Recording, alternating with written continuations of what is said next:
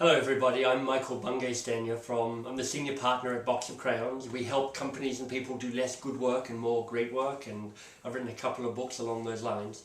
And first of all, thank you for having me here. Thank you, Leonie, and all your team that's put on this amazing event, and for inviting me to be part of it and to contribute in my own small way. So hooray!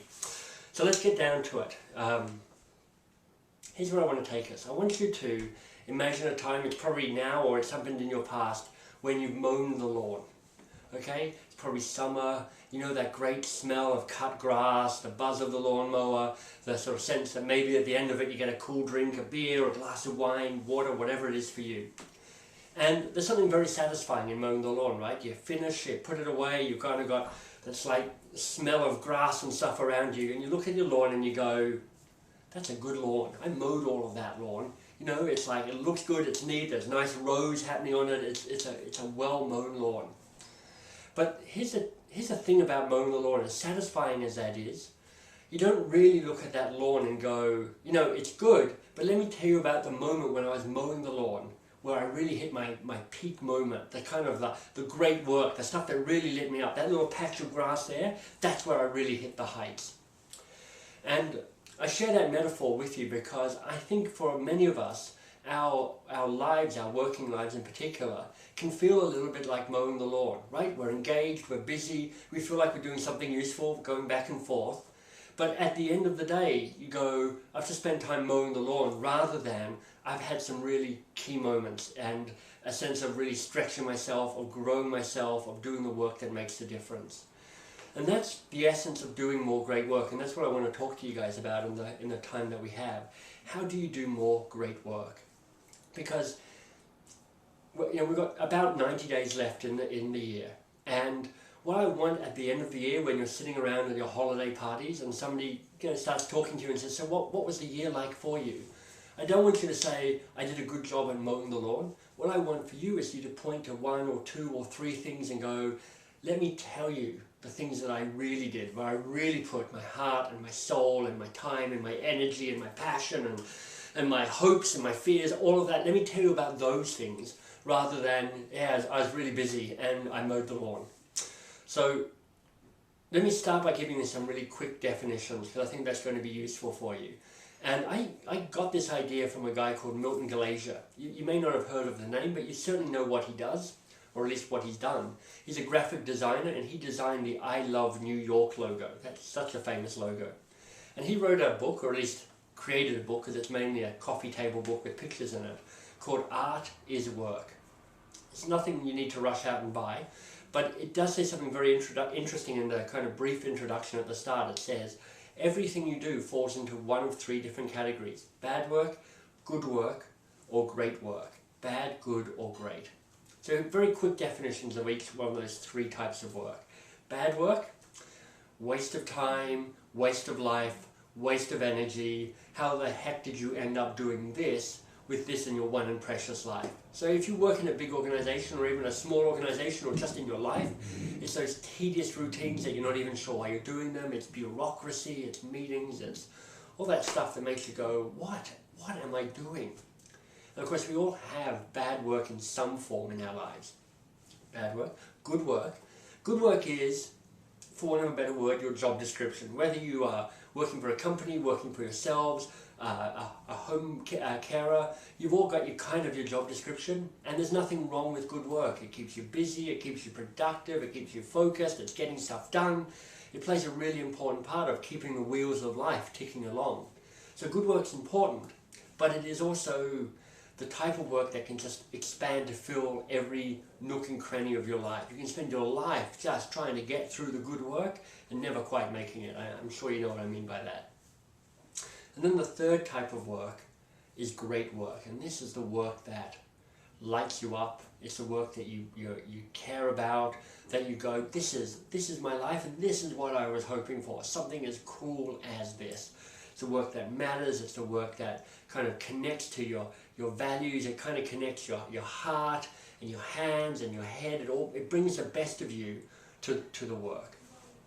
And of course, when I ask people who's got too much great work in their lives, I really don't see many hands going up, because everybody goes, look, I've got a great life, or at least a decent life, but I seem to have too much bad work and good work and not enough great work. So the question for me is, how do you get more of that great work? And in fact, probably a better question to start off with is, what gets in the way of you doing more great work? If you just think about it for a minute, because I know some of you will be taking notes as you listen to me talk. I mean, write down, what do you think 1 or 2 or 3 things are that might get in the way of you doing great work? It's okay, I'll wait here and just jot down some thoughts. What do you reckon?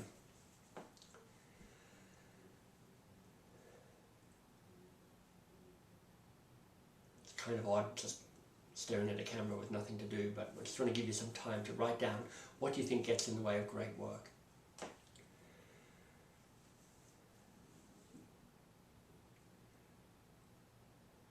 Alright, so I'm sure some of you have written some stuff down, others of you have endured this awkward silence. Thanks for hanging in there. I think there's a bunch of things that you can point to, and the starting point is often out there, right? It's like they don't give me enough time, they don't give me enough money, they're not clear enough about what they want, they keep changing their mind. There's a lot of pointing the finger at them. Whoever they are, they may be your boss, they may be your company, it might be your family, it might be your friends. All of these theys can get in the way of you actually having the time to do great work. Excuse me. But the more interesting place to look is, how do you get in the way of your own great work? If you look at the amount of great work in your life at the moment, and if you're saying, like most of you will be, that's not enough, how are you responsible for that? And of course that's a far more challenging but far more powerful question to ask, because as soon as you point the finger at them, you're basically saying, hey, I'm not really responsible for my life, they're responsible for my life, I'm flotsam and jetsam floating down the river of my life. I hope I get lucky and some stuff comes my way.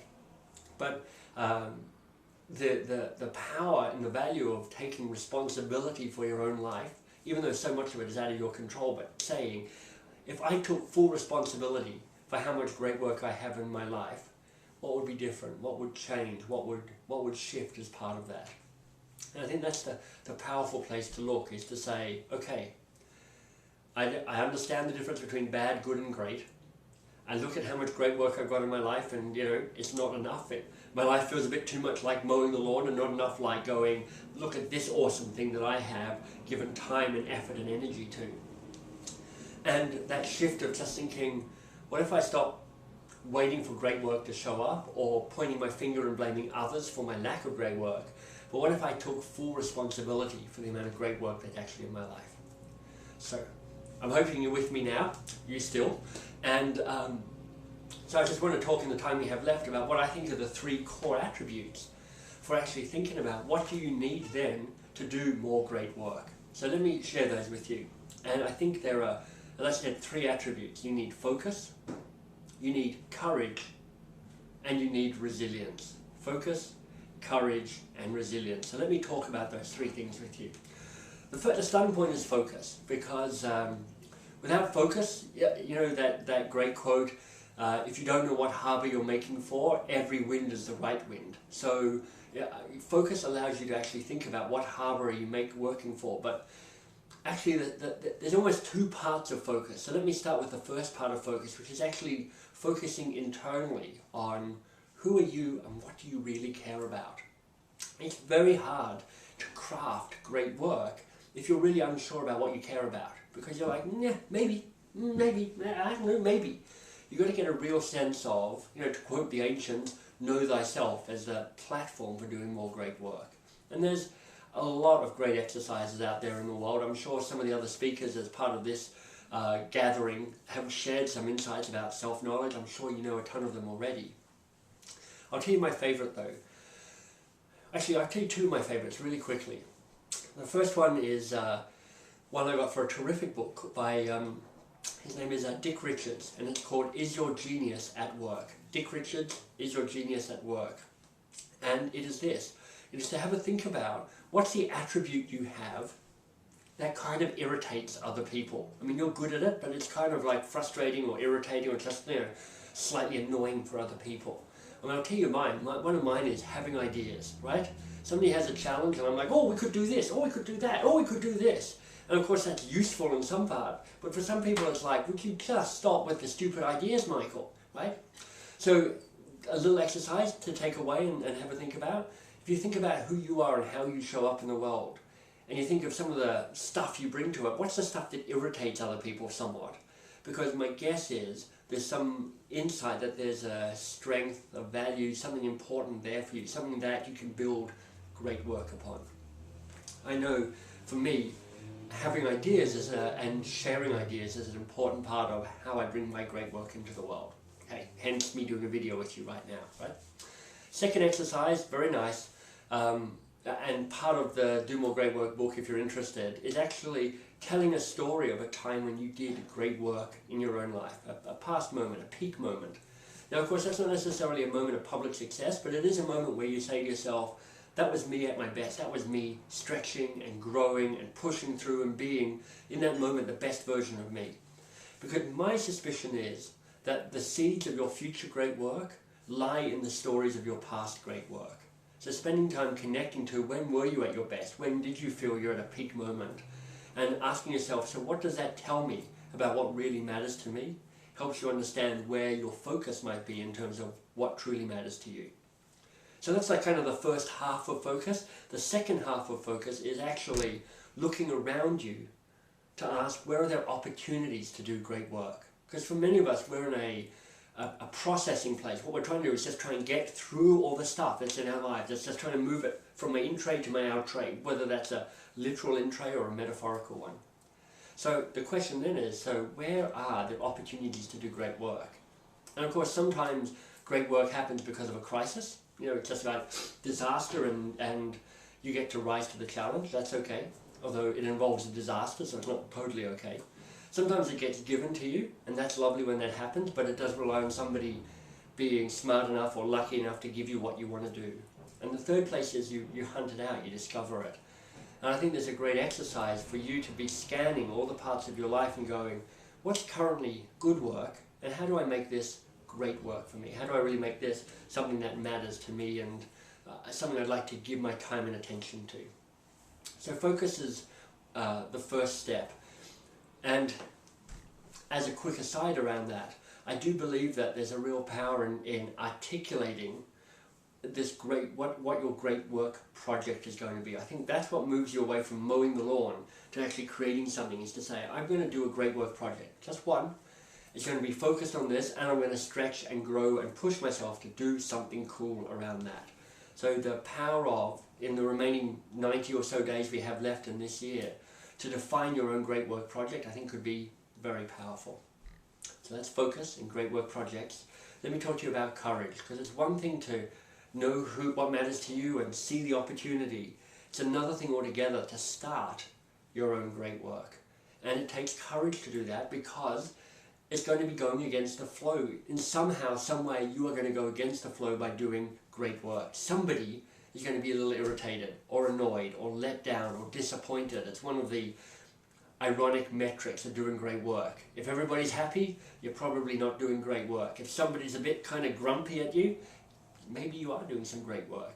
So courage to start doing your great work. And the third attribute is resilience. Seth Godin has a wonderful book called The Dip, and it's all about how do you keep going when you want to give up. And that's what resilience is about, because with great work becomes not just the excitement of doing stuff that matters to you, but doubt, uncertainty, anxiety, fear, concern, that kind of sweaty palm moment where you're going, what am I doing? I'm kind of making this, I don't know what I'm doing, and yet here I am in charge of this. So how do you manage that anxiety and that uncertainty? How do you actually cope with that? And for that, you need resilience. So these are the three core attributes: focus, courage, and resilience. I think, and I hope for you, that you'll go and find an opportunity for great work. You hunt it out rather than waiting for it to show up. And once you see a possibility, what I want for you is that you actually get out there and try it. Do it, turn it into a great work project. Just say, for 90 days, I'm going to see what I can create, build, do, try out in 90 days, so that come the end of the year, as you're sitting there toasting champagne and seeing 2011 move away and 2012 come back in, and somebody says, so what was 2011 like for you? You get to say, hey, let me tell you what I did in 2011. It was awesome. It was great work. So I'm Michael Bungay-Stanier from Box of Crayons. Thanks for sticking with me through this. Good luck in your own great work, and of course, do make the most of this amazing thing Leonie and her team have put together. It is awesome. It is great work.